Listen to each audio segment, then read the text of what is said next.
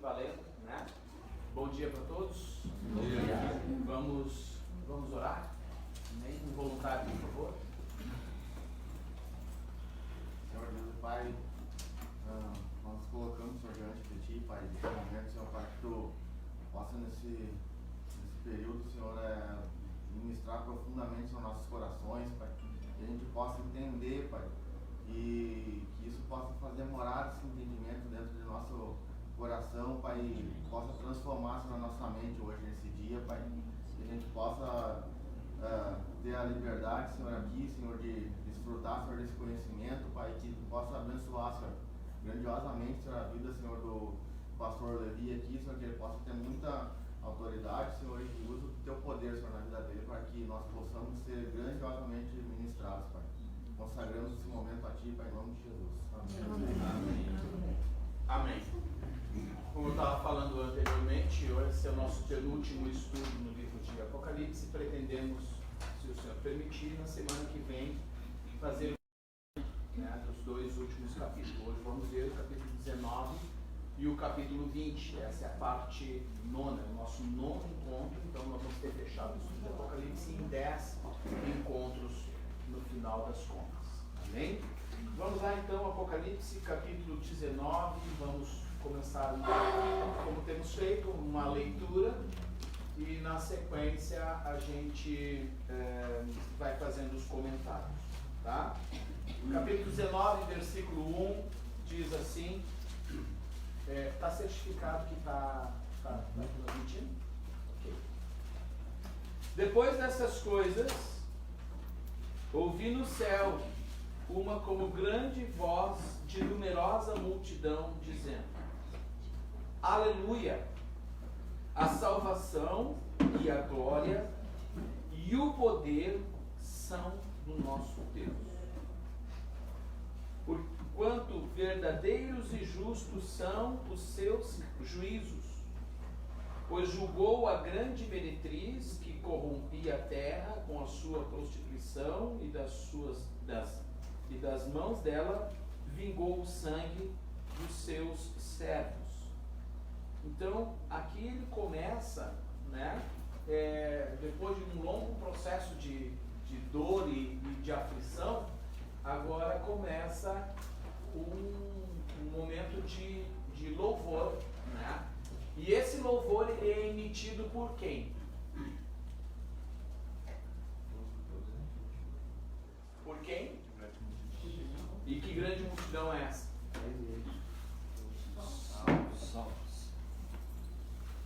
Então, onde é que... Vamos lá. Ó. De onde vinha esse louvor? Dos céus. Dos céus. Certo? Lembrem que nós já, em alguns momentos, vimos manifestação dessa multidão. Sobretudo, naquelas primeiras manifestações dessa multidão, eram lá no quinto selo, né, era uma manifestação de um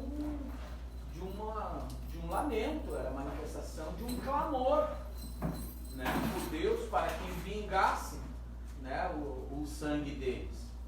Agora aqui a condição já é nova, aqui já é uma condição de louvor. Então, por essa fala, nós já conseguimos entender, situar em que momento histórico esse louvor acontece, esse louvor do capítulo 19. É logo ali no término, né? É o término da grande tribulação.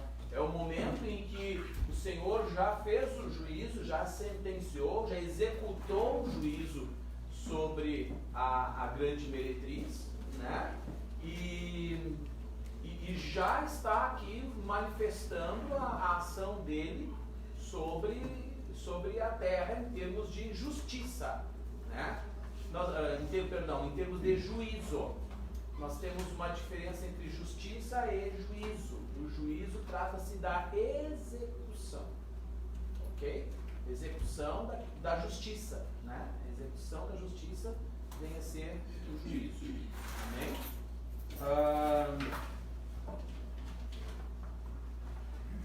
Então aqui aparece esse louvor, né? É interessante que mais uma vez ela ele vai frisar que vingou o sangue dos seus servos. Né? O sangue, vingou o sangue dos seus servos. Trazendo à luz, né? Mais uma vez, muita gente vai ter morrido, né? E crentes. Tá? Verso 3. Segunda vez disseram, aleluia, e a sua fumaça sobe pelos séculos dos séculos. A expressão aleluia é uma expressão de louvor, né? De engrandecimento a Deus. Então aqui a palavra aleluia, ela incorpora nela mesma. Humberto, tu lembra? Por favor, compartilha do hebraico a palavra aleluia. Aleluia. Halel é louvor. E Yah se refere ao. Quando você fala Deus, você não fala o nome dele, né? Você Yah, que é referindo-se a Deus. Então, louvores a Deus. Louvor a Deus. Mas não é uma. Quando a gente fala assim, aleluia, parece meio que um clichê gospel, né? Um clichê evangélico. Não, a palavra aleluia, ela é carregada, ela é densa de expressão de louvor a Deus. Então, às vezes, as pessoas falam sem a devida noção, e aí não tem peso para quem emite a palavra. Mas quando a gente tem a consciência do que ela representa diante de Deus e expressar a palavra aleluia, é grandioso, né? Então é importante a gente se apropriar desse entendimento para que o nosso louvor a Deus seja o mais completo e perfeito possível, porque Ele é digno. Amém? Ele é digno de ser louvado. Então, esse é um louvor que vem do céu. Ela é tão profunda, essa palavra, tão intensa, que ele vem dessa multidão, né, que já está diante do Senhor. É a palavra que sai de suas bocas, é aleluia. Tá? Os 24 anciãos e os 4 seres viventes prostraram-se e adoraram a Deus, que se acha sentado no trono, dizendo, amém, aleluia. Né? Também a palavra amém tem uma conotação no hebraico diferente. Fala para nós, Humberto. É um acróstico. A palavra amém. Fala mais alto. Amém é um acróstico. Na verdade, amém. Melech. Melech. Isso. Melech, Nemer. Quer dizer, é Deus. Também é uma maneira de você se referir ao Criador, a Deus. Melech é rei e Nemen é fiel. Então Deus é fiel para quê? Para cumprir as suas promessas. Depois na 1 Coríntios Paulo fala sobre o amém, que ele é o início, o fim, é o amém. Quer dizer, Jesus se pronunciando como diz que nele se cumprem todas as promessas de Deus. Isso. Então a palavra amém não é um simples assim seja, como muitos entendem, né? É o empenho da palavra do próprio Deus no cumprimento das suas promessas. É bem diferente, né? É bem mais intenso do que um assim seja, né? E aqui nós vimos a expressão, antes nós vimos a expressão da multidão, agora nós vimos a expressão dos 4 seres viventes e também dos 24 anciãos. Os 24 anciãos, eles representam a Igreja de Deus em todos os tempos, né? A gente tem aí a compreensão de que os 24 anciãos vão estar representando, né, por meio de tronos, o povo de Deus, a liderança, né, da Igreja de Deus em todos os tempos, não apenas na Nova Aliança, mas também na Antiga Aliança. Mas quem são? Eu não sei quem são. Tem 24 tronos lá e eles representam, né, todas as eras, vamos dizer assim, diante do Senhor. E os 4 seres viventes, eles vão estar representando ali o mundo espiritual, vamos dizer assim, né? o mundo dos anjos, vamos colocar assim, tá? Então nós temos aqui toda a expressão de seres criados por Deus, adorando a Deus, né? Céus e terra louvando a Deus, reconhecendo a grandeza do Senhor e adorando ao Senhor, tá? Saiu uma voz do trono exclamando: dai louvores ao nosso Deus, todos os seus servos, os que o temeis, os pequenos e os grandes. Então ouvi uma como voz de numerosa multidão, como de muitas águas, e como de fortes trovões, dizendo: aleluia, pois reina o Senhor. Então aqui a gente já vê, né, esse momento de transição, que sai da grande tribulação para o início do reinado de Cristo. Amém? Nós sabemos que ele vai reinar sobre a terra quanto tempo? Nessa fase agora, 1000 anos, tá? Depois no encontro que vem nós vamos ver mais particularidades deste milênio, né?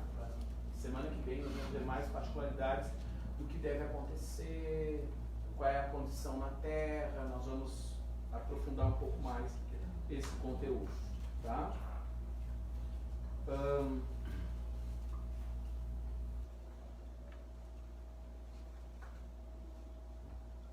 Pois reina o Senhor, nosso Deus, o Todo-Poderoso. Alegremo-nos, exultemos e demos-lhes a glória, porque são chegadas as o quê? Bodas do Cordeiro, cuja esposa a si mesma já se ataviou, pois lhe foi dado vestir-se de linho finíssimo, resplandecente e puro. Que linho finíssimo são os atos de justiça dos santos. O que se destaca nessa porção de versos? Ele vai falar sobre as bodas do Cordeiro. E eu pergunto para vocês, o que são bodas? A minha fala casamento. Como é que está na versão de vocês? Chegou a hora do casamento. É porque eu ia dizer, bodas são casamento. Então, aqui nós vamos ter um impasse doutrinário. Um pequeno grande impasse, tá? De interpretação.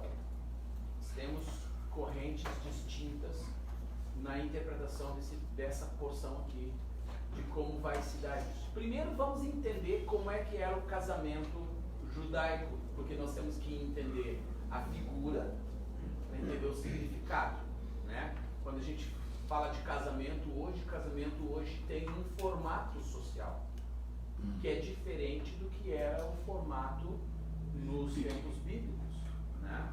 Então, o casamento ele se dava em 4 estágios, 4 etapas, tá? Primeira etapa do casamento era a etapa do noivado. Em primeiro lugar, não tinha namoro, não existia. Não deveria existir hoje também, isso é outro assunto, tá? Noivado, tá? O que era um noivado? Noivado era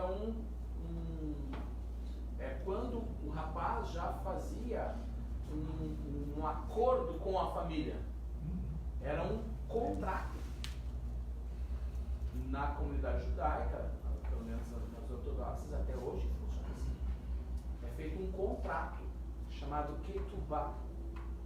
E nesse contrato, a Rosane é especialista no assunto, né? Ela, por casamento dela, estudou afinco, né? Todo o processo. Esse contrato era muito interessante porque tinha ali os termos do acordo desse casamento que era assinado. E depois que o casamento se consumava, eles normalmente pegavam esse contrato e eles expunham dentro da casa, né, normalmente na sala da casa, no ambiente aberto da casa, para que eles nunca esquecessem daquilo que eles combinaram no contrato, né? Saber quais são as suas responsabilidades. Acho que isso é uma ideia boa para os casais, né, voltar a ter, que esquecem muito rápido do que eles combinaram no altar diante de Deus, né? E aí vão negligenciando as suas responsabilidades. Então a primeira etapa do casamento era o noivado, era esse contrato, né? Então havia essa aproximação da família, era feito um contrato, o acordo, e dali havia uma separação. O noivo não ficava visitando a noiva toda quarta-feira, quinta, sexta, sábado, domingo, segunda, terça, não. Havia um afastamento, né? Eles eram distanciados. O noivo voltava para casa do seu pai, no caso, e o noivo ele tinha a responsabilidade de, naquele período, que normalmente era em torno de 1 ano, o noivo tinha que preparar as condições para poder casar, né? As condições de trabalho, onde é que ele ia morar, toda a estrutura, né, para poder ter um lar. Então, e quem é que fazia essa avaliação de que o rapaz estava já pronto para buscar a noiva? O pai do noivo. Era o pai do noivo que fazia essa avaliação, dizendo: filho, agora vai buscar tua noiva, né? Então, quando perguntaram para Jesus, né, daí veio os paralelos de Cristo como noivo, a igreja como a noiva, né? E aí perguntaram para Jesus: mas quando é que tu vai voltar, né? Ele disse o quê? Qual foi a resposta dele? Só o pai sabe. Só o pai sabe. Só o pai, né? Então não cabe a mim responder a vocês. Eu sou o noivo. Eu estou indo preparar-vos lugar. Notem os paralelos, é muito, muito lindo compreender isso, né? Quando a gente entende isso, a gente vai entender muito melhor a simbologia nas escrituras, né? Então, tem a primeira fase, a fase do noivado, onde se firma o contrato. A segunda fase é o intervalo, né? Onde há essa separação, e é também quando o noivo paga o dote pela noiva. A noiva não sai de graça, né? A noiva não sai de graça. Ela entrega um dote, combinado, acordado, um dote. Aliás, essa prática é uma prática em muitas culturas, não apenas na cultura judaica. Em muitas culturas, a prática do dote, ela é exercida até os dias de hoje, né? Mas ele é pago depois do contrato ou no ato do contrato? É flexível. É flexível. Poderia ser, tá, no ato do contrato, mas poderia ser próximo ao casamento. Nos dias de hoje, dado a realidade social, né, no mundo hoje, a maioria dos lugares, o dote pode ser pago até ao longo do... O cara já está casado e, sabe, ele tem um compromisso. Faz no cartão. Faz no cartão. Não, mas eu digo que Jesus pagou o preço, depois foi preparado o No lugar. caso do Senhor Jesus, no caso do Senhor Jesus, ele pagou o dote, sim ou não? Qual foi o dote? O sangue dele. E depois foi preparado o lugar. Depois foi preparado. Agora está na última etapa. Então, olha aí. A segunda etapa é essa aí do intervalo, né? A terceira etapa é a procissão, né? Que é quando o pai diz: agora vai buscar a noiva, né? Para vir morar contigo. Então havia um cortejo, né? Ia na frente do noivo, né? Um tocador de chofar. Ele chegava, no caso diante da casa, no vilarejo onde morava a moça, lá na casa da moça, e esse que ia na frente do noivo tocava o chofar na direção da casa dela, né? E qual era a responsabilidade da noiva? Ela tinha que estar pronta. Ela tinha que estar pronta, preparada.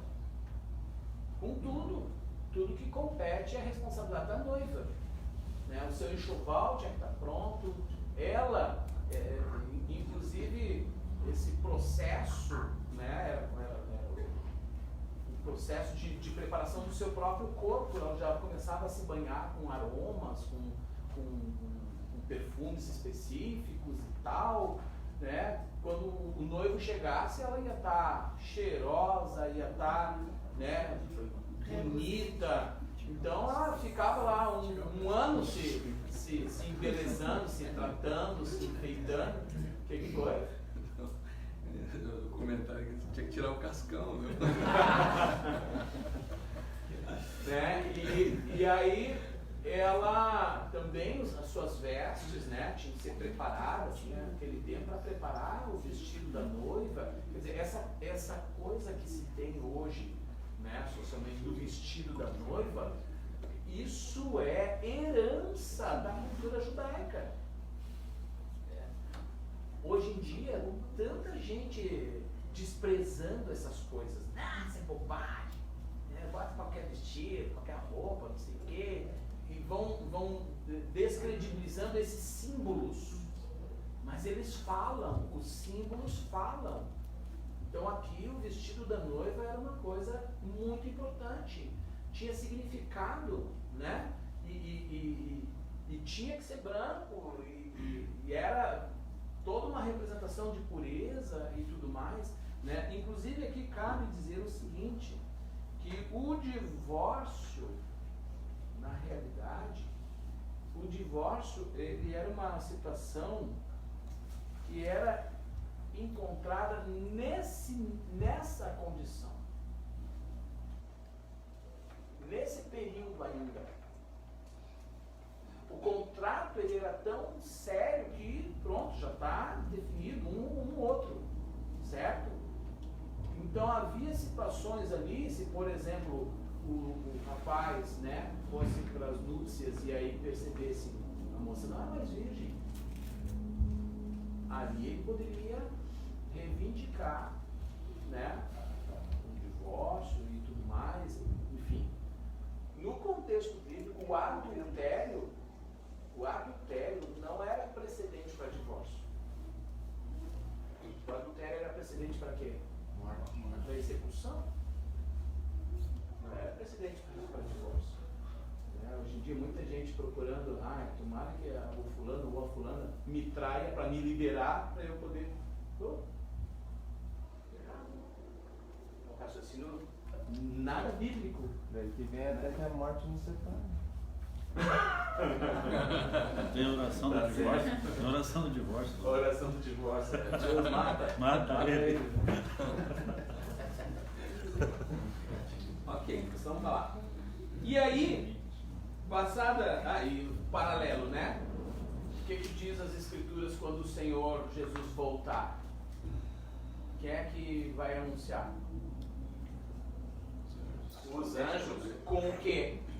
Com um grande clangor de trombeta. Perfeito? Então a simbologia do casamento está toda conectada na relação profética. Tá? E agora é o momento final, é a quarta etapa do casamento. Qual é a quarta etapa do casamento? É as bodas. Ok? Então as bodas é para quem? As bodas é somente para o noivo com a noiva. Só que a gente vai entender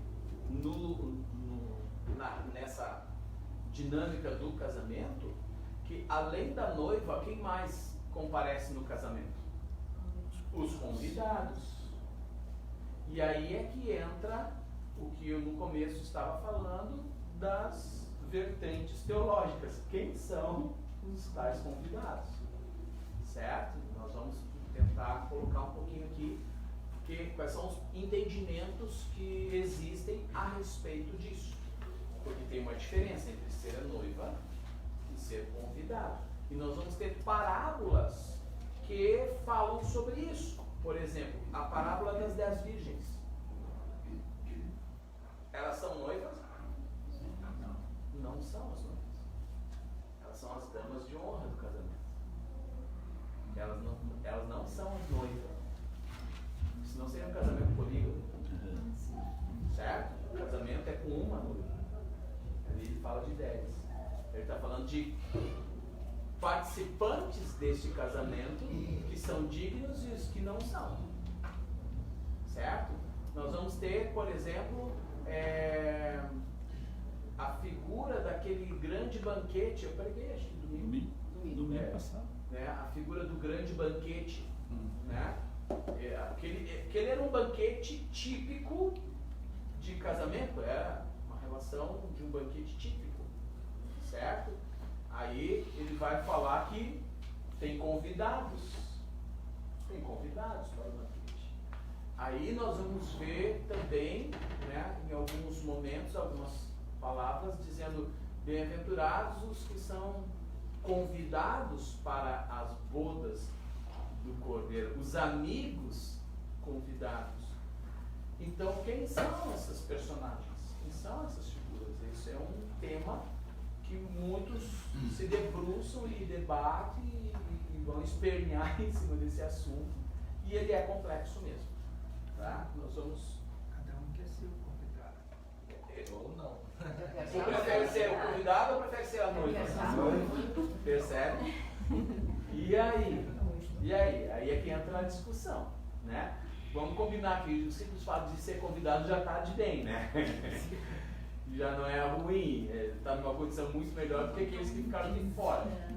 Mas aqui, para fechar o casamento, então, tem esse momento final, que é o momento da consumação, ou seja, quando o noivo agora vai estar com a noiva. Era uma festa, né, que durava de 7 a 14 dias. 7 a 14 dias de festa de casamento.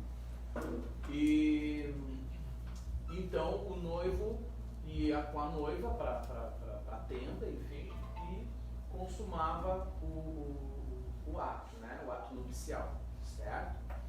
Mas tem todo esse contexto aí de quem participa desse momento. Então tem a bodas e tem a ceia das bodas.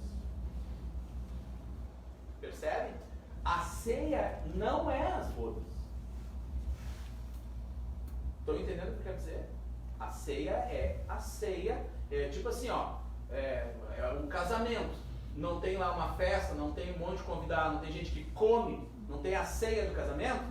A ceia todo mundo senta junto e participa. Mas as bodas é só do casal. Ou vai alguém junto? Não deve? É certo. Para começar mal se faz um pouco diferente isso, né? Então, essa é a figura, tá? Vamos lá.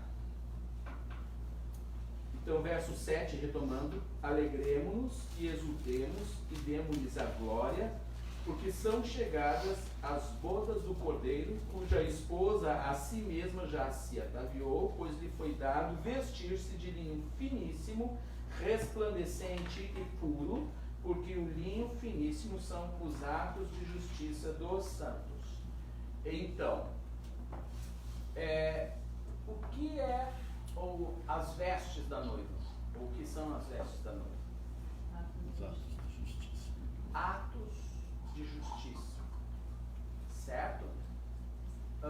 Nós vamos perceber que isso está muito atrelado ao que se viu na própria grande tribulação.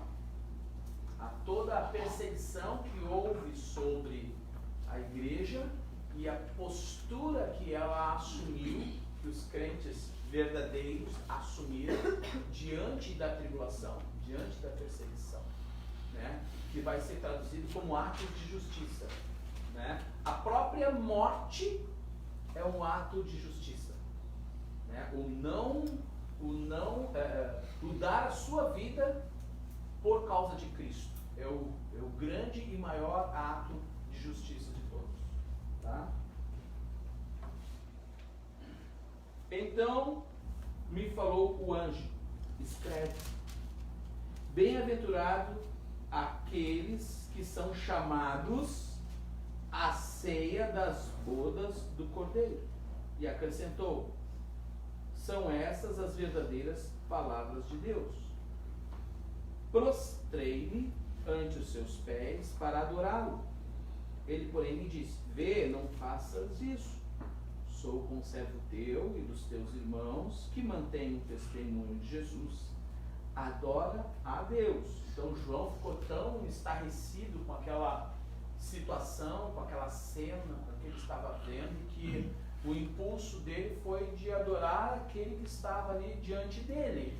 E ele foi repreendido nessa ação, porque o ato de se curvar diante de alguém, no contexto bíblico, significa adoração. Né? Lembram que Nabucodonosor havia feito aquela estátua e ele havia exigido, né, que todo mundo fizesse o quê? Se curvasse. Né? Quem é que negou a fazer isso? Exatamente. Então, em especial ali os três, né? Os três, Sadraque, Mesaque e Abednego, eles, que não eram esses os nomes desses, eles deram nomes babilônicos deles, né? Eles não se curvaram diante da estátua, porque eles entendiam o quê? Eles entendiam que se eles fizessem isso, eles estariam adorando a estátua, eles só iam adorar a Deus. Da mesma maneira, por exemplo, Mordecai, lembra de Mordecai e Amã? Amã queria que todos, quando ele passassem, se curvassem diante dele. E quem é que não se curvava? Mordecai. Por quê? Por causa disso. Né? Então isso provocou a ira do camarada lá. Certo? Então aqui, num impulso da grandiosidade do que João estava vendo, ele foi ter essa atitude, porque estava num contexto celestial, mas ele é repreendido. Não é isso. Né? Ou seja, alinha a postura dele, a adoração só a Deus. E no caso ele não estaria sendo a Deus. Nota que o cara pode estar numa experiência tremenda de revelação e ele se perder na própria experiência de revelação. Percebem como riscos que nós, na nossa humanidade, nós corremos muitas vezes, quando as pessoas, diante de uma experiência tremenda espiritual, de um êxtase espiritual, depois fazem alguma bobagem. Em cima da própria experiência espiritual, faz uma bobagem. Entendeu? Por não se dar conta desses detalhes que aqui nós mostramos que qualquer um de nós é fatível de vivenciar. Tá? O que mais? Vamos. O anjo aqui estaria se referindo a quem?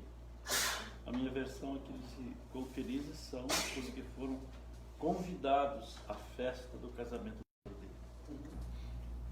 Então, aos convidados. Aos convidados.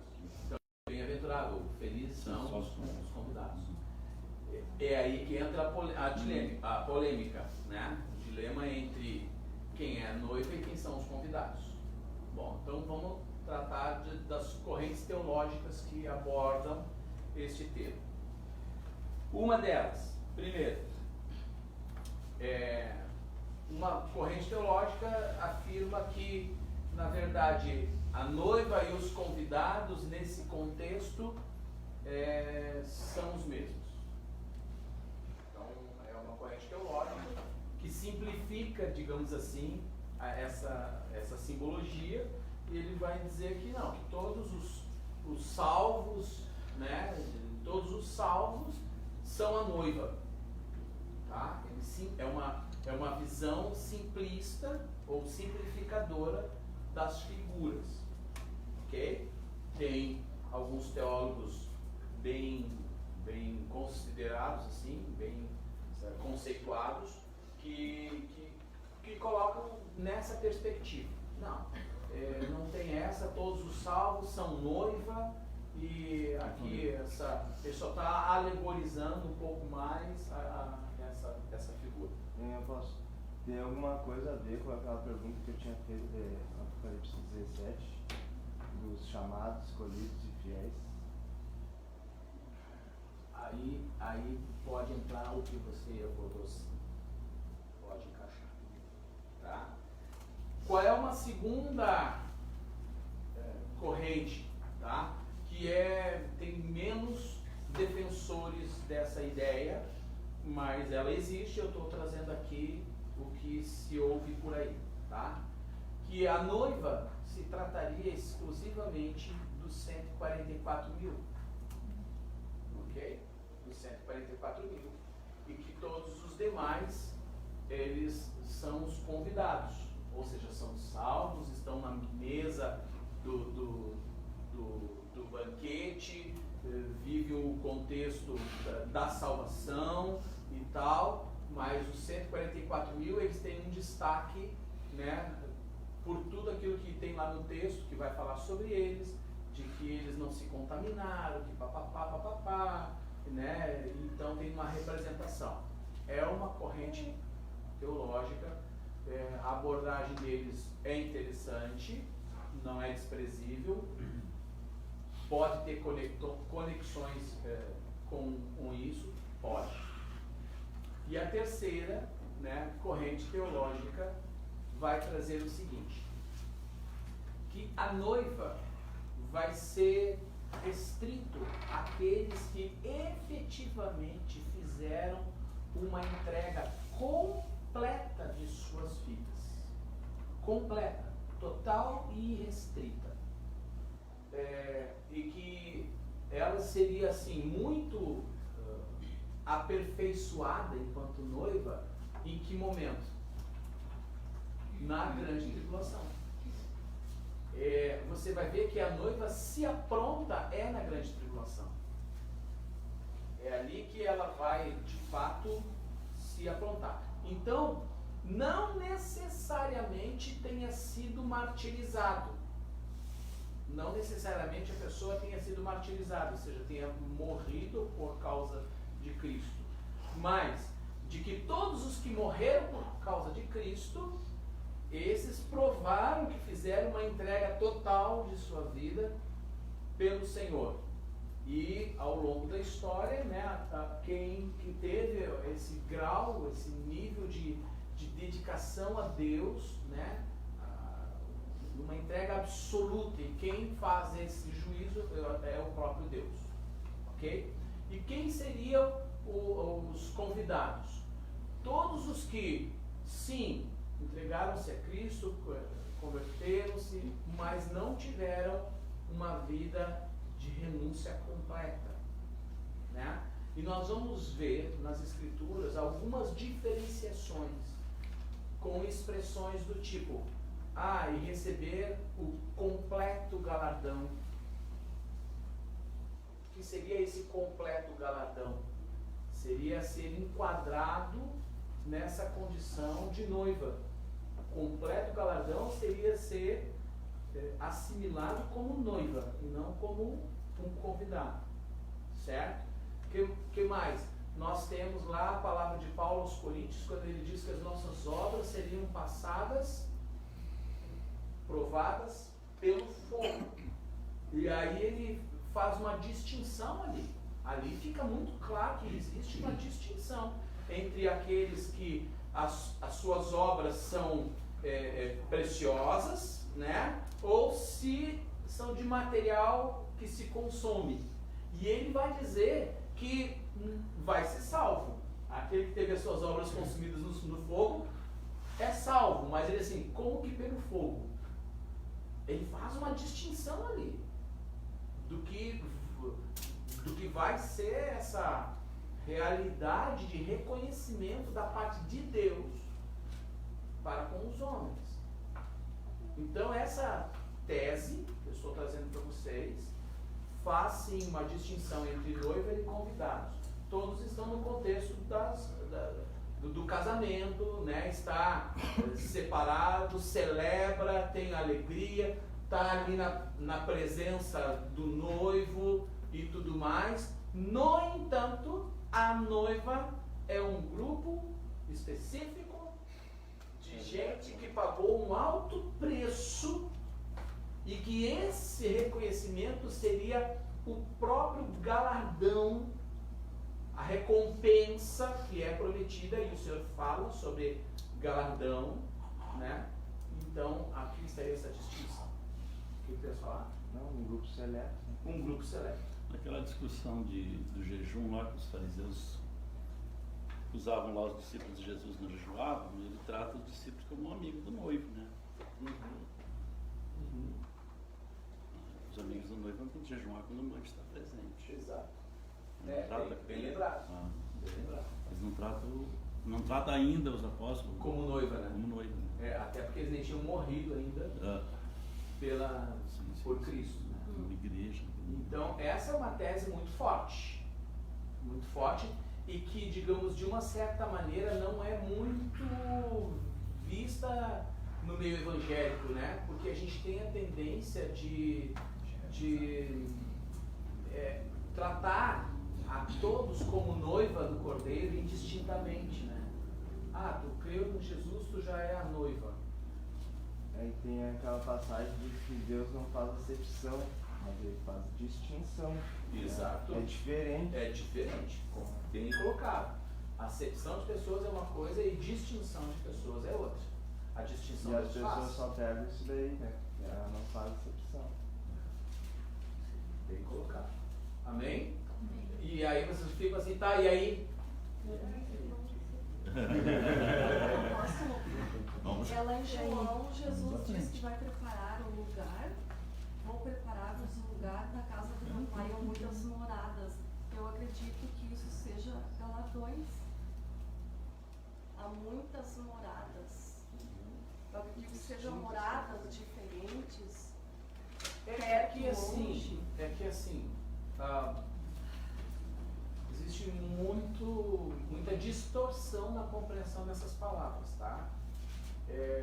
As pessoas ficam, então Jesus está fazendo as nossas mansões, ele está lá construindo mansões para cada um de nós. Aí tem gente que já até começa a imaginar como é que vai ser minha mansão, né? Vai no arquiteto para fazer desenho da sua mansão celestial. E não entendem as figuras de linguagem, entendeu? Jesus, na verdade, ele está dizendo isso. Eu estou indo, eu estou cumprindo essa etapa no processo do casamento, né? E há lugar para vocês. Essa é a mensagem, né? Nós vamos estar juntos, né? Só tem que esperar o momento em que eu vou voltar para buscar, né, vocês. Então, é esse o contexto.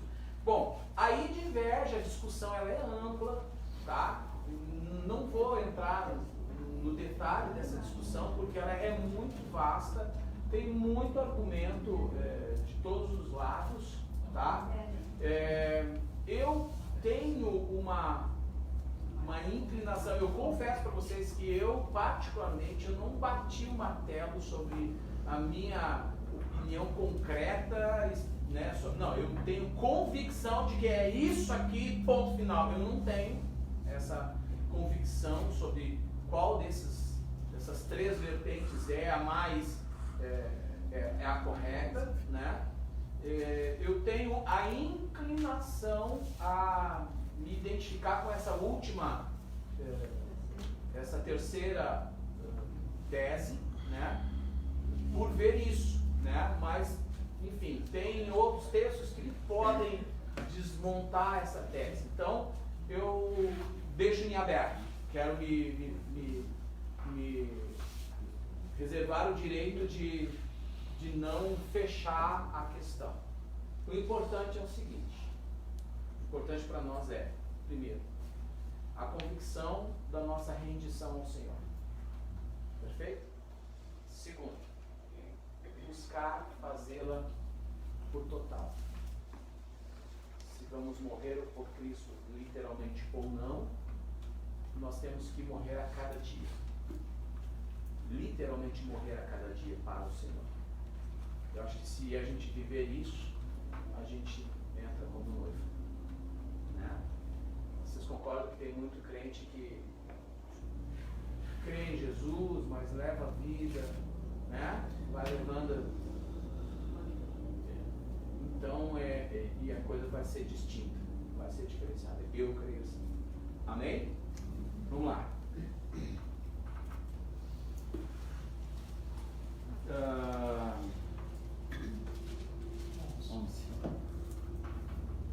Certo.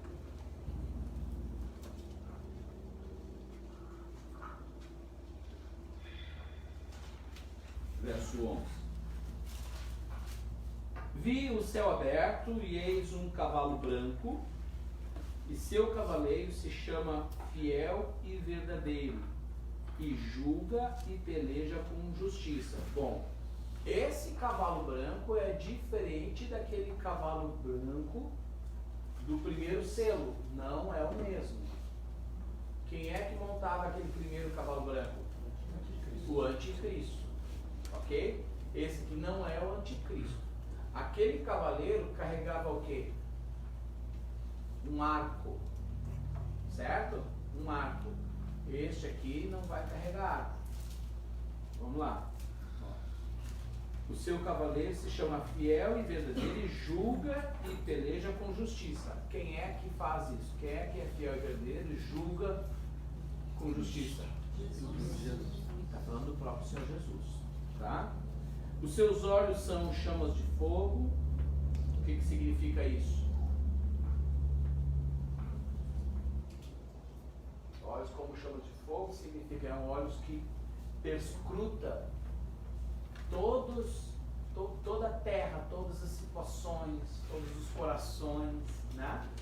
Então ele vai falar sobre esses olhos. É tipo assim como o olhar é claro para todas as coisas escuras, né? Não, Sim. Nada tem para esconder. Nada que tem oculto. Perfeito. Tá? Os seus na sua cabeça há muitos diademas. O que são diademas? Coroas, né? Então mostra a sua realeza, né? A sua autoridade, tá? Tem um nome escrito que ninguém conhece senão ele mesmo. Está vestido com um manto tinto de sangue e o seu nome se chama o Verbo de Deus.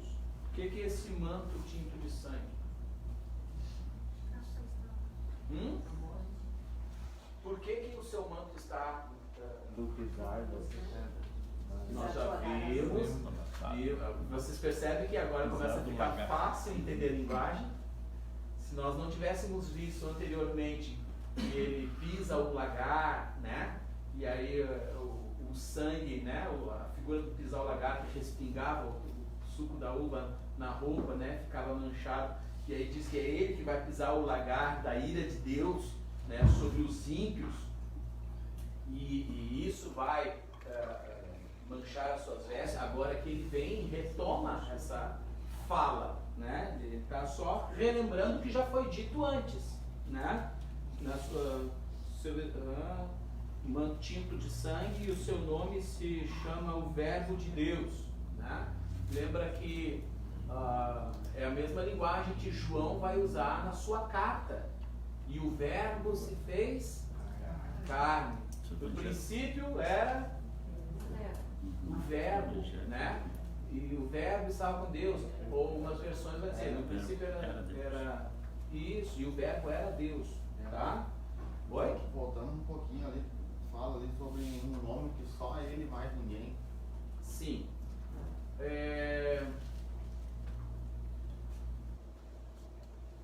A compreensão do nome no sentido bíblico definia o próprio indivíduo, definia a missão do indivíduo, definia quem ele é, né? Então querer dizer o seguinte: entender o nome de Jesus é entender todo Ele. Só Ele consegue isso. Só Ele tem, né? Só Deus tem a plenitude do entendimento de quem Ele mesmo é. E para nós fica muito aquém da compreensão dessa plenitude. O próprio nome de Deus é... Isso. Esse aqui não se linka ao falar o nome de Deus em vão. Não. Não está conectado nisso.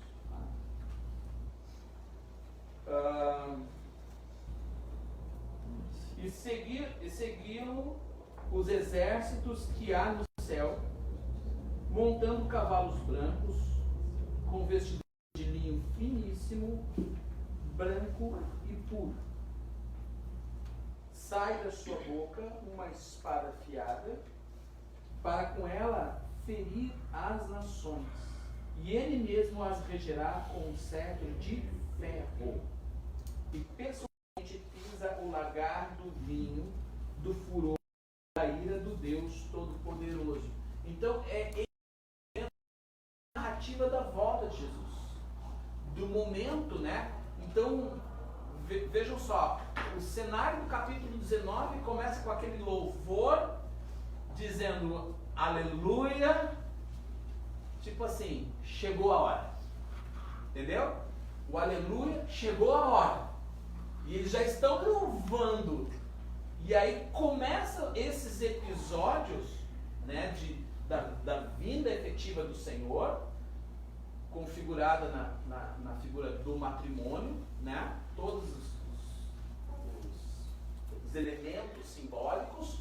E aqui fala sobre como é que vai se dar isso. Então o Senhor vem no cavalo, vem os seus exércitos celestiais, e aqui, né, dá a entender de que pelo fato de eles estarem vestidos de linho, linho também, linho branco, que são vestiduras dadas aos santos que morreram como mártires, dá a ideia de que agora eles vêm. Aqueles mesmos que clamaram lá no quinto selo, né, que estavam debaixo do trono, né, eles vêm com o Senhor.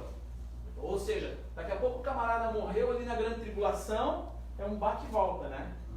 Ele foi, mas agora ele já está voltando de linho, ele está voltando nesse exército de Deus, né, voltando para a terra. E o Senhor vem agora para pelejar, e na sua boca tem uma espada, né? E com essa espada que ele vai ferir os seus inimigos, né? E vai pisar, que já é juízo. E aí, ele está vindo para quê? Nós temos que lembrar do seguinte: o que está acontecendo aqui? O anticristo está com um exército gigantesco, certo? É aqui a chamada guerra do Armagedon. É um exército gigantesco, né? Fruto dos seus conchavos com as nações. Esse exército está dentro do território de Israel, ok? Eles vêm desde Edom, quem esteve lá comigo está se situando, né, na região de Edom, até o Vale do Meguido. Isso dá, ele fala em estádios, em torno de 360 quilômetros. Você vai lá na geografia, é exatamente essa distância que tem. A gente percorreu isso de carro lá, né, ao longo desse trecho todo. E é quando haverá essa grande matança de Deus sobre esses exércitos que estarão ali para afrontar Deus. Eles estão para realmente, é uma afronta contra o próprio Deus. E o Senhor vem ali para exterminar aqueles exércitos. Nota, o Senhor não vem exterminar o mundo. Neste momento, é uma guerra numa geografia. É importante entender isso. A figura colocada que haverá tanto sangue que vai até a altura do freio dos cavalos, né? Ou seja, um mar de sangue. Então, mas não é uma guerra espiritual, então é uma guerra real. física. Física. Uma guerra física. Certo? Nesse momento a igreja já foi? Não. Ah, sim. Esse momento já tem se dado um encontro. Ah, Já tem se dado um encontro com ele nos ares. Que é o arrebatamento. Que é o arrebatamento. Que é no final.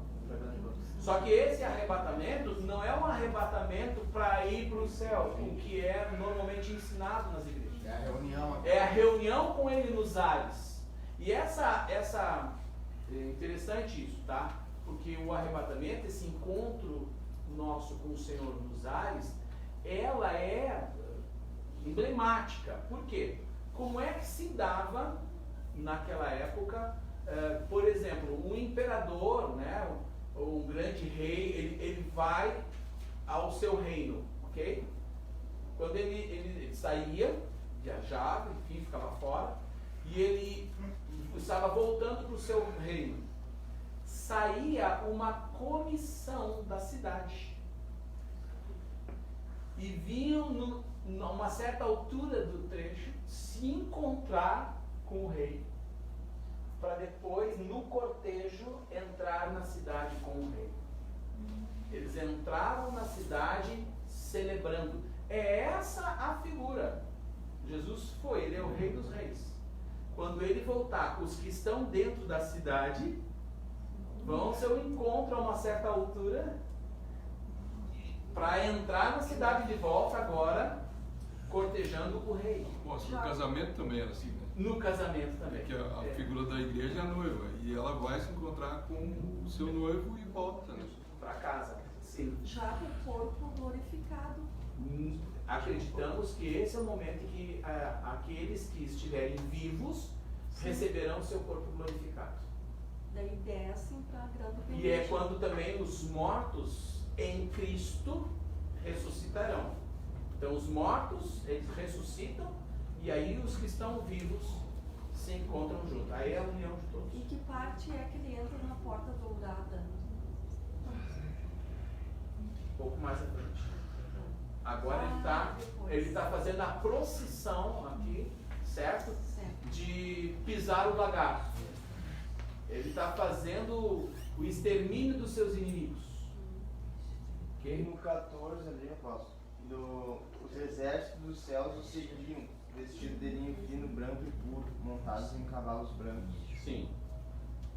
Quem é esse exército? Falamos já.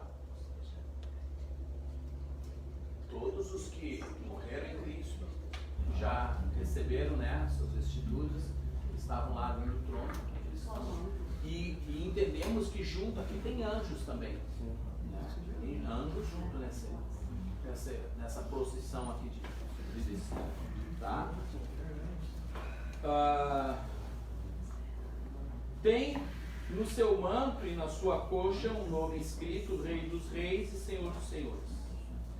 Então vi um anjo posto em pé no sol e clamou com grande voz, falando a todas as aves, olha que forte isso, falando a todas as aves que voam pelo meio do céu: vinde, reuni-vos para a grande ceia de Deus.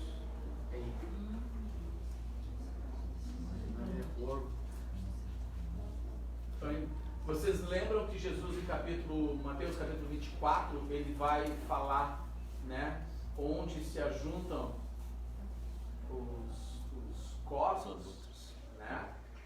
Então, é essa figura aqui, ó. Essa figura aqui. O que vai acontecer? Imagina a matança que vai ter. Quantos milhares vão morrer? E aí, o Senhor diz que, as profecias dizem que eles não terão sepultamento digno. E é um momento que vai vir aves de rapina e feras que vão devorar as carnes dessa multidão que foi morta. Isso aí vai ser muita gente, né, porque eu não conheço lá, né, esse vale que o senhor falou, mas se vai ver a distância, é quase a distância de uma ponta a outra do Rio Grande do Sul também. Digamos, Daqui a Porto Alegre, 300 quilômetros. Daqui a Porto Alegre, 300 quilômetros. Aqui fala de 360 quilômetros. Então é muito corpo caído. Tá? Onde ele fala, apóstolo, do Edom até o Armagedon, tem uma parte específica? Né? Isaías vai falar sobre isso, esse trecho, e se não me falha a memória, acho que Ezequiel também. Tá? Eu tenho anotado a referência de cabeça, agora eu não lembro, eu posso passar depois. Tá? Então é uma procissão, né, que vai dar nessa marcha triunfante, né?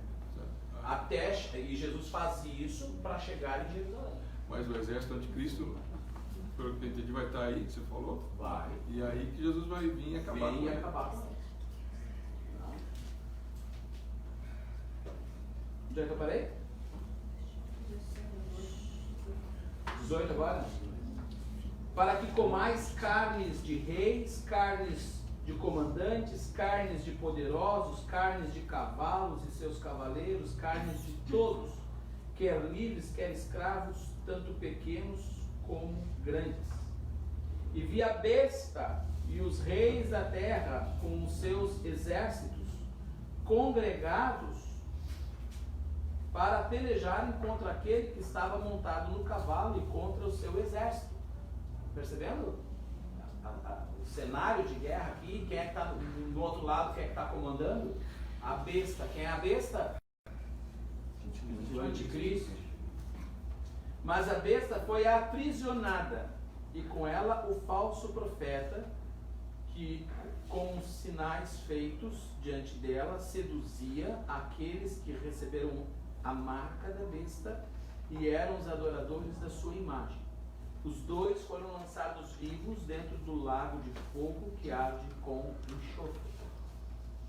Os restantes foram mortos com a espada que sai da boca daquele que estava montado no cavalo, e todas as aves se fartaram das suas carnes.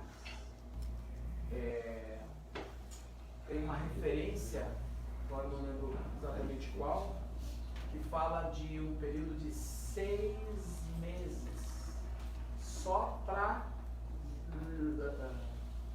enterrar aqueles restos de corpos. Só para enterrar restos de corpos. Que as aves comeram, para fazer uma faxina, uma limpeza. Apóstolo, quando ele fala que da sua boca saía uma espada afiada, isso dá para fazer um paralelo talvez com a palavra, e não necessariamente, mas no comando da palavra dele. Sim, exato. É assim que eu creio também, né? Que essa espada afiada é a própria palavra, onde ele libera a palavra, assim como ele criou todas as coisas pela palavra ele destrói e desfaz qualquer coisa, né? Então, pelo poder da sua palavra, ele ordena a morte. Quem é que tem capacidade de ficar vivo por conta própria? Acabou. Ele liberou a palavra, caiu, né? Bota o sangue. Você diz lá, hemorragia completa agora aqui. Isso vai dar uma piscina de sangue. Sim ou não? Né? Então, nota que há um cenário de guerra, mas esses que vêm com ele não pelejam, só o acompanham. Né? Não lutam, só acompanham ele. Sim. Não, há uma profecia que diz que eles vão apodrecer, né? Que os olhos vão apodrecer no corpo. Eu creio que é nesse momento aí, né? Com certeza. Vamos lá.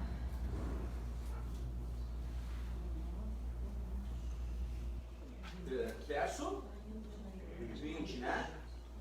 Mas a besta... Não, já li isso. 21. Os restantes foram mortos. Já terminamos. Já. Okay. Então agora entra o capítulo 20. Tranquilo, capítulo 19? Barbadinha, né? Ficou fácil de entender. Capítulo 20. Então vi descer do céu um anjo, tinha na mão a chave do abismo e uma grande corrente. Ele segurou o dragão. Percebam, tem diferenças aqui, ó. Quem é que foi lançado de fogo? A besta e o falso profeta. Mas quem é que ainda está solto? Quem é o dragão? Satanás. Ok? Então, essas são as figuras. Satanás. E aí ele diz lá: ele segurou o dragão, a antiga serpente, que é o diabo, Satanás, e o prendeu por 1000 anos. Então imagine Satanás nesse período agora de 1000 anos, aí é chamado milênio. Ele não vai atuar sobre a terra, não vai ter influência nenhuma sobre a terra, porque ele vai estar aprisionado. Lançou um abismo, fechou e pôs selo sobre ele, não mais em até se completarem os 1000 anos. Depois disso, é necessário que ele seja solto pouco tempo. Ele vai ficar preso, mas depois será solto por um pouquinho de tempo. Tá? Vi também... vamos entrar um pouquinho nesse aspecto aqui. Notem só. Na vinda do Senhor Jesus, aqueles que estiverem lá enfileirados para a batalha, estes serão mortos. Ok? Serão mortos. No entanto, considerando o planeta, vai ter muita gente que não vai estar lá nessa batalha e que não vai morrer. Ok? Não vai morrer. E eu estou dizendo de gente que não é convertida. Gente que não é convertida. Não é gente que segue a Cristo Jesus. Mas eles vão ver agora tudo e a manifestação de Deus, mas eles vão ter a oportunidade agora por Cristo. Aqui tem uma diferença grande. Uma diferença grande. Que diferença grande é essa? Tantos os que já morreram em Cristo, como aqueles que no dia da volta do Senhor passarão pelo arrebatamento, estes já estarão, digamos assim, Estão salvos. já estão salvos, já estão no contexto da eternidade. Vão cruzar, eles vão reinar com Cristo sobre a terra. É nesse período em que nós nos tornaremos efetivamente reis e sacerdotes sobre a terra. Compreendem? Ora, seremos os braços, as mãos, né, as pernas do Senhor por toda a terra. No entanto, essa terra tem uma penca de gente que agora vai ser governada, vai ser coordenada, dirigida. Essas pessoas não terão mais a influência satânica sobre a vida delas. E elas vão então ter as suas experiências com o próprio Senhor. O Senhor Jesus estará reinando aonde? Em Jerusalém. E a Bíblia diz que com um cetro de ferro. Cetro de ferro. Sabe o que é isso? Rígido. Leis firmes. Leis severas. De acordo com a justiça. Não vai ter um reinado não vai ter suborno, não vai ter falcatruagem, não vai ter esqueminha, tu entendeu? Nos reinos hoje, né? Não haverá. É por isso que o reinado dele é um reinado de justiça plena. Mas a justiça não só traz aquilo que é, digamos assim, maravilhoso e bom, no sentido de favores. A justiça, ela pune quem é culpado. Sim ou não? Se ela não pune quem é culpado, então ela não é justiça. Justa justiça. Exato. Por isso o seu cetro é de ferro. Os homens que estarão na terra nesse tempo, e serão muitos, né? Vai morrer muita gente? Vai morrer muita gente, mas a humanidade ainda vai sobrar muita gente, né? Essas pessoas, eles terão a oportunidade de, nesse período, ajustarem os seus caminhos. No entanto, a pergunta que se faz, vai haver pecado nesse tempo? Sim. Vai. Só não vai ter influência. Não vai ter influência, o que prova que a maldade é própria do homem. E que Satanás somente acessa a própria maldade do homem. O que a palavra de Deus diz? Nós somos tentados pelo quê? Pelas nossas próprias cobiças. Perfeito? E o que vai acontecer mais nesse período? Já estou um pouco me antecipando aqui, né? Bom, toda a estrutura mundial vai mudar. As prioridades, né, de governo, né? Diz que as nações durante esse período não aprenderão a guerra. Formados as armas em arados. Esse é Isaías, né? Transformarão em arados, ou seja, abundância, prosperidade, sim. As folhas das árvores serão um remédio, né? Isso num contexto específico ali,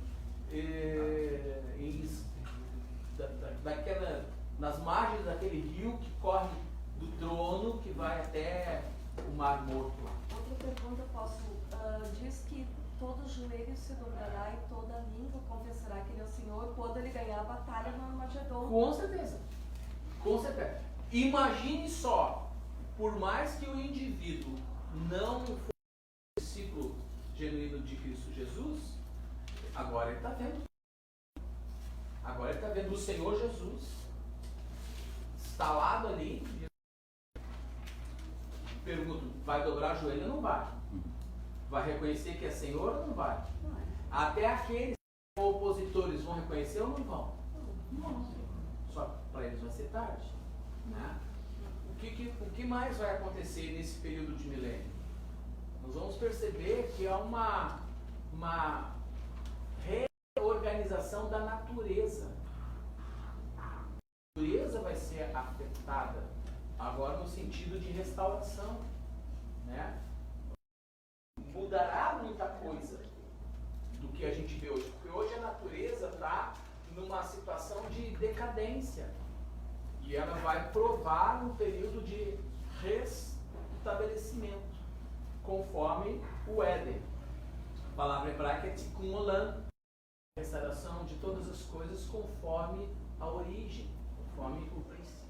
Por causa das guerras também a tecnologia vai quebrar bastante, né? Vai poluir muito, vai contaminar muito, vai haver todo um processo de restauração. Lá em Zacarias, né, de 14, diz que todos os que restarem de todas as nações que vieram contra Jerusalém subirão de ano em ano para adorar o Rei. Perfeito. O Senhor dos Exércitos, para celebrar a festa do tabernáculo. Perfeito. E aí, assim, ó, se alguma das famílias da terra não subir a Jerusalém para adorar o Rei, o Senhor dos Exércitos, não virá sobre ela chuva. Então, vai ser nessa época, né? Exato. E assim, ó, é uma bênção, mas também, antes um pouco ele fala que esta será a praga do Senhor, ferirá todos os povos que guerrearam contra Jerusalém, e a sua carne se apodrecerá, estando eles de pé.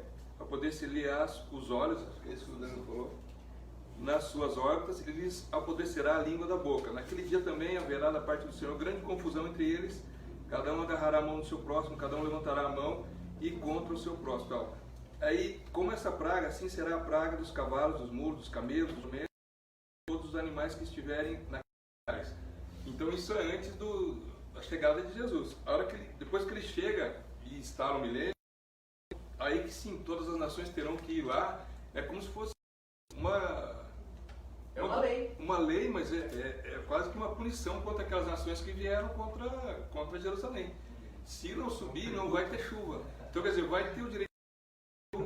Isso aqui é o negócio do pecado. Perfeito. É um tributo. A natureza humana ainda está em regência. A natureza humana ainda está em regência. Entende? Porque nós temos aqui um grande número de pessoas que não passaram pelo processo que os outros passaram. Cabe aqui agora, falando aqui com vocês, me veio à mente algo que eu não vi ainda, não estudei, tá? Eu vou falar uma coisa aqui, por favor, vocês que estão me ouvindo aí, não me tenham assim por um completo herege, talvez parcialmente, né? Mas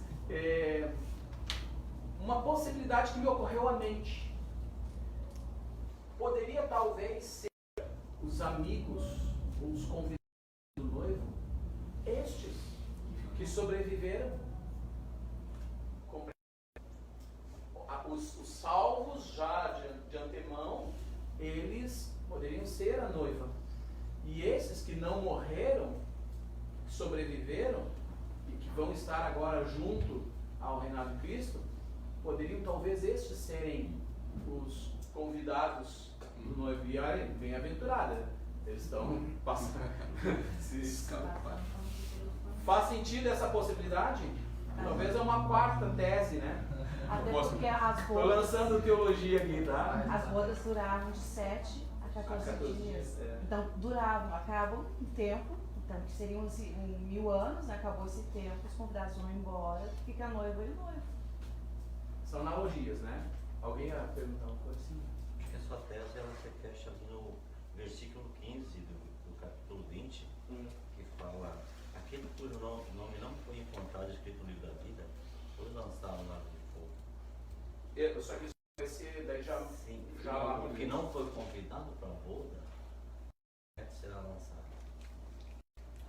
Vamos parte a parte, senão a gente vai antecipar. Eu só não entendi uma coisa ali, não sei se eu peguei bem. Na questão que aqueles que foram arrebatados vão reinar no milênio. Isso. Tá, e daí, no caso, se nós pegarmos essa etapa aí, nós vamos voltar para o contexto social que nós vivíamos. Porém, já agora com uma nova realidade. Um corpo revestido de glória, já como vencedores, entendeu? Ele vai falar isso depois lá. Mais adiante ele vai ratificar sobre isso. Eu acho que nessa época, nesse milênio, esses que não aceitaram, que não estão salvos, né? Eles poderão morrer ainda? Poderá haver morte? Sim. É nesse texto que Isaías vai falar que os homens viverão muito tempo, né? Com 100 anos morreram jovens. Nesse período. E aí ele vai falar, inclusive, que os que forem amaldiçoados vão morrer com 100 anos. Ou seja, ele pode entrar num contexto de ser amaldiçoado. E ser amaldiçoado no contexto da lei poderia incidir até na pena de morte do indivíduo. Ele fala de jovens com 100 anos. Vai ser nesse contexto aí do milênio. Tá? Então haverá morte sim nesse período. E estava buscando um outro dado interessante que agora me fugiu, né? Daqui a pouco volta. Vamos continuar lendo o texto. Lembrei. Percebam que Satanás, quando ele for solto no final desse período, ele vai ser solto para quê? Para tentar os que não passaram a tentação. Para dar uma peneirada. Ele vai aglutinar de novo um grupo significativo de pessoas dentre as nações. E imagine só, tá? Vamos expor aqui um quadro. O Senhor Jesus está reinando por 1000 anos, ou 970 anos. Nesse tempo todo, como vai ter nascido muita gente, né, vão, digamos assim, não vão ter as referências de tudo que passou já há séculos atrás, uma outra realidade. E daqui a pouco, por que não plotar no meio da sociedade um pensamento assim? Tipo, vocês não acham que essa ditadura precisa acabar? Essa ditadura de tanto tempo, vocês não acham que nós deveríamos ser soberanos na nossa nação? Vocês acham que nós deveríamos proclamar a emancipação do nosso território? Vocês não acham que está opressor demais esse cetro de ferro? Os nossos direitos humanos? Democracia. Vocês estão percebendo o tipo de linguagem que sensibiliza, que seduz e que arrasta multidões? Quem sabe não vão ressuscitar um determinado partido nessa época, sem siglas, né? O surgimento do... E Satanás, ele vem e ele vai reorganizar esse povo que vai estar se contra o reinado de Cristo, se propondo a uma retomada, uma tentativa de retomada de poder. E aí que nós vamos apontar efetivamente para o final de todas as coisas, que aí sim é o juízo final. Aí é que nós vamos cair no juízo. O que vai acontecer ali no final da grande tribulação não é o juízo final. É a ira de Deus. Né? Uma porção dela. Né? O juízo final vem depois. Na verdade, é uma estratégia guardar o dragão lá, guardar o Satanás, e fica bem fácil para Jesus depois bota como um servidor dele. Agora tu vai lá e vê quem está se rebelando. Vai peneirar. É um escravo dele lá. Ele vai continuar sendo. E essa, a Bíblia sempre coloca como servo. Servo, bem. Servo. Faz uma baita limpeza. Vai revelar a pressa, né? Onde é que eu parei? 4? Recém. Vi também tronos, e nestes sentaram-se aqueles aos quais foi dada a autoridade de julgar.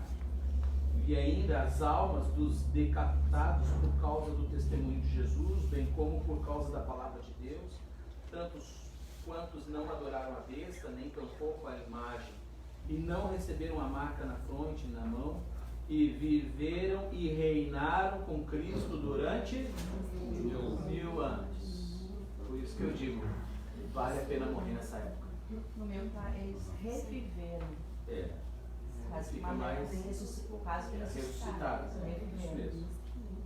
Os restantes dos mortos, olha só, os restantes dos mortos, ou seja, aqueles que não morreram no Senhor ou por causa do Senhor, não reviveram até que se completasse os 1000 anos. Então nós temos aqui uma primeira ressurreição, certo? Foi uma primeira ressurreição? Foi, daqueles que foram mortos por causa de Cristo. Esta é a primeira ressurreição. Bem-aventurado e santo é aquele que tem parte na primeira ressurreição. Sobre esses, a segunda morte não tem autoridade. Pelo contrário, serão sacerdotes de Deus e de Cristo e reinarão com ele os 1000 anos. Pergunto, vale a pena ser morto por Cristo? Hein? Vocês percebem aquilo que os profetas estão dizendo sobre o privilégio de morrer pelo Senhor? O que nos aguarda, o que nos espera, meu Deus, é grandioso demais. É um tesouro eterno, gigantesco. Vocês entendem o porquê que os cristãos que foram levados às arenas, eles iam cantando louvores? Porque eles tinham entendimento dessa verdade. E aí, tu imagina, eu pergunto agora, você de posse de consciência dessas verdades, e você é submetido a uma situação de iminente execução por causa do Evangelho. por causa do Evangelho. Eu te pergunto, você vai murmurar, reclamar, rejeitar, querer se safar disso? Você vai interpretar isso como? Estou sendo premiado. Eu estou sendo premiado. Entenderam? Os caras estão me dando o maior presente. Ressalva, por causa do Evangelho. Não vai querer ser jogado no prédio, vão me matar por Cristo. Se joga no prédio. Não é isso. Se dá um tiro. Não, isso é suicídio, é outra história. Tá? Onde é que eu parei? Quando, porém, se completarem os 1000 anos, Satanás será solto da sua prisão e sairá a seduzir as nações que há nos 4 cantos da terra, Gog e Magog, a fim de reuni-las para a peleja. O número dessas é como a areia do mar. Não é qualquer coisa não, né?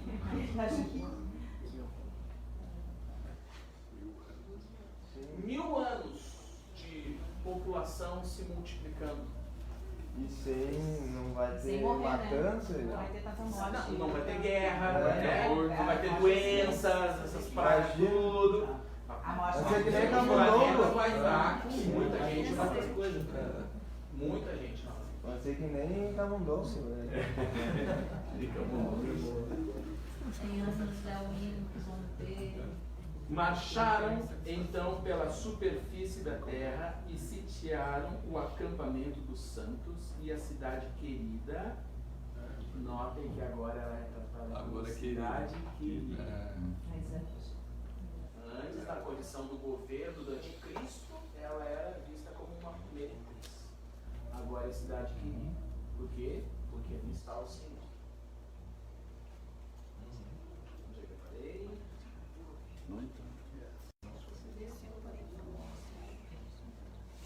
Mas o fogo Desceu do céu, porém,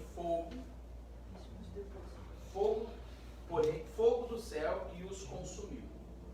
O diabo, o sedutor deles, foi lançado para dentro do lago de fogo. Onde é que estava lá já? 1000 anos tomando banho lá, nadando. Então, dentro do lago de fogo e enxofre, onde já se encontra não só a besta, como também o falso profeta, e serão atormentados de dia e de noite pelos séculos dos séculos. Mas então aqui nesses 1000 anos aqui, Satanás ele vai estar acorrentado, mas não no lago de fogo. Não, ele só vai ser lançado lá agora. Depois o falso profeta também. O falso profeta e a besta, sim. Já estão lá.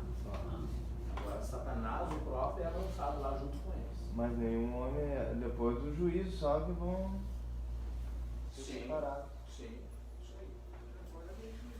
Vi um grande trono branco e aquele que nele se assenta, de cuja presença fugiram a terra e o céu, e não se achou lugar para eles. Vi também os mortos, os grandes e os pequenos, postos em pé diante do trono. Então se abriram livros, ainda outro livro, o livro da vida, foi aberto. E os mortos foram julgados segundo as suas obras, conforme o que se achava escrito nos livros. Deu o mar os mortos que nele estavam, a morte e o além entregaram os mortos que neles havia, e foram julgados um por um segundo as suas obras. Então a morte e o inferno foram lançados para dentro do lago de fogo. Essa é a morte, o lago de fogo. E se alguém não foi achado inscrito no livro da vida, esse foi lançado para dentro do lago de fogo. Compreenderam? Esse texto final ficou bem tranquilo de compreensão a partir do que foi dito antes, né? Então, fecha os 1000 anos, Satanás vem aí é o dia do juízo, né? E lembrem que o Espírito Santo vem convencer o homem do quê? Do pecado, da justiça e do juízo. Que juízo é esse? Lembre quando ordenam os discípulos a missão, o que eles tinham que falar ou anunciar? Lembre que há todo um contexto de mostrar à humanidade a respeito do dia do Senhor. Esse é o chamado dia do Senhor, o grande dia do Senhor. Né? Que Isaías vai, os profetas vão falar, né? De anunciação do grande dia do Senhor. Sim. Apóstolo, uma pergunta, uma dúvida. Porque aí, entrou no milênio, vai ter aqueles que têm o corpo glorificado e os que, enfim, estão salvos, né? Ou que ressuscitaram ou porque estavam no momento. E aí aqueles que são os que vão continuar vivendo, eles vão continuar vivendo, vão morrer, né? E aí vai por isso. Mas os que não morrerem, porque vai ter aqueles desses que viverem, vai ter uns que vão lá na revolta e vão ser consumidos pelo fogo, vai morrer todo mundo. Perfeito. Os que não morrerem é que estão com Cristo, né? Esses com certeza. Mas eles não vão morrer, eles vão seguir reto. Ele vai para o julgamento como um homem vivo, será? Como é? Aí entende-se que quem não passa pela morte nesse processo, assim como muitos de nós, né? Paulo vai falar isso aos Tessalonicenses, de nós os que estivermos vivos, né? Nós os que estivermos vivos, né? Seremos receberemos um corpo glorificado. Então todos os que do arrebatamento talvez aconteça no dia do juízo. Eu penso que a probabilidade seja essa. Né? Sim. Então, quando Jesus estiver reinando, não é necessário que alguém evangelize, porque ele é o próprio evangelizador. Porque muitas pessoas que não conheceram ele através da palavra. Na verdade, o período ali vai ser de quê? De reconhecimento. As pessoas reconhecerão a Cristo como seu Senhor ou não. Entendeu? Quando se fala em evangelizar, está falando de anunciar uma boa nova. Entendo, eu nunca parei de pensar nisso, como você questionou. As perguntas elas são boas porque nos fazem parar para pensar. Pensando com os meus botões, tá? Veja o seguinte, que não faz muito sentido evangelizar, no sentido de anunciação das boas novas, porque nós já estará dentro, já chegou, já está acontecendo. No entanto, as pessoas vão precisar do quê? Se render ou não. Aí que ele entra que a língua confessa. O reconhecer é uma coisa. Por quê? Vai estar lá. Bolsonaro é o presidente do Brasil. Quem reconhece isso? Pode ser petista, sol, tu pode ser o partido que tu for, tu pode detestar isso, mas tu tem que reconhecer que Bolsonaro é o presidente do Brasil. Entendeu? Então, reconhecer é uma coisa e se render é outra. Alguém? Sim. Mas nesse período haverá os reis e sacerdotes sobre a terra. Nós, o povo de Deus é que estará exercendo essas funções. Né? Então, como vai ser distribuído isso, aí eu não sei. Faz parte da obra, continuar trabalhando para o rei. Para estabelecer as leis de Deus sobre a terra. A disciplina do inferno. Sim. É interessante, porque nós até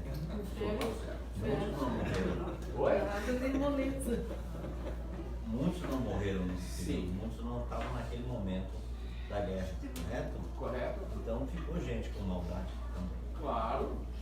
São aqui os milhares que votarão que vão se unir com ele novamente. O inimigo para batalhar novamente. Isso. Esses precisam ser ouvidos, precisam conhecer a palavra e ser julgados. Eles vão conhecer porque estarão dentro do reinado, ok? O que eles vão agora ser indesculpáveis. Eles serão sentenciados.